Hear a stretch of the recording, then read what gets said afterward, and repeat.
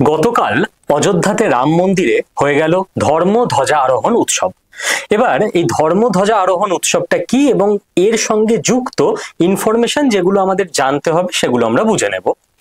যখন কোনো মন্দিরের সমস্ত কাজ নির্মাণ কমপ্লিট হয়ে যায় তখন সেই মন্দিরের উপরে যে পবিত্র পতাকা বা ধ্বজ উত্তোলন করা হয় সেটাকেই বলা হচ্ছে ধর্মধ্বজা আরোহণ।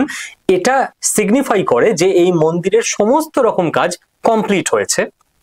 সেকেন্ড যে ব্যাপারটা আমাদের বুঝতে হবে যে এই যে উত্তর ভারতে বিশেষ করে বিভিন্ন মন্দিরের ওপর একটি ধ্বজ বা পতাকা থাকে, এটাকে ঐতিহাসিকভাবে বলা হয় নগর স্টাইলে করা।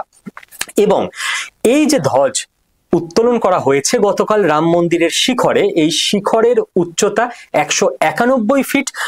ধ্বজ আরোহণ উৎসবে স্বয়ং প্রধানমন্ত্রী নরেন্দ্র মোদী এবং আরএসএস এর তরফ থেকে মোহন ভাগবত এবং উত্তরপ্রদেশের চিফ মিনিস্টার যোগী আদিত্যনাথের উপস্থিতিতে এই ধর্মধ্বজা আরোহণ হয়, যেখানে এই যে ধর্মধ্বজা যেটা তৈরি করা হয়েছে এর সাইজ হচ্ছে 10 ফুট বাই 20 ফুট এবং কালার হচ্ছে ডিপ স্যাফরন বা যেটাকে বলা হয় ভাগভা কালার।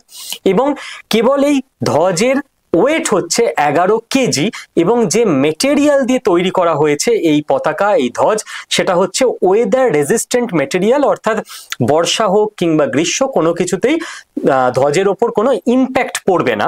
এবং এই ধ্বজের ওপর আঁকা রয়েছে সূর্য, ওম এবং কবিধারা ট্রি। সূর্য এনার্জির প্রতীক, কারণ সূর্য থেকেই সারা পৃথিবীর সমস্ত এনার্জি আসে এবং সেখান থেকেই সমস্ত কিছু সৃষ্টি হয়। ওম যেটা ইউনিভার্সাল সাউন্ডের প্রতীক এবং এই যে কবিধারা ট্রি, এইটা এই গাছটা এই বৃক্ষটা যখন শ্রীরামচন্দ্র এই পৃথিবীতে এই দেশে ছিলেন তার অনুষঙ্গের সঙ্গে যুক্ত এবং মনে করা হয় মাইথোলজি অনুযায়ী প্রথম হাইব্রিড ট্রি ছিল এই গাছটা, যেখানে একই গাছের মধ্যে দুরকম ফল পাওয়া যেত।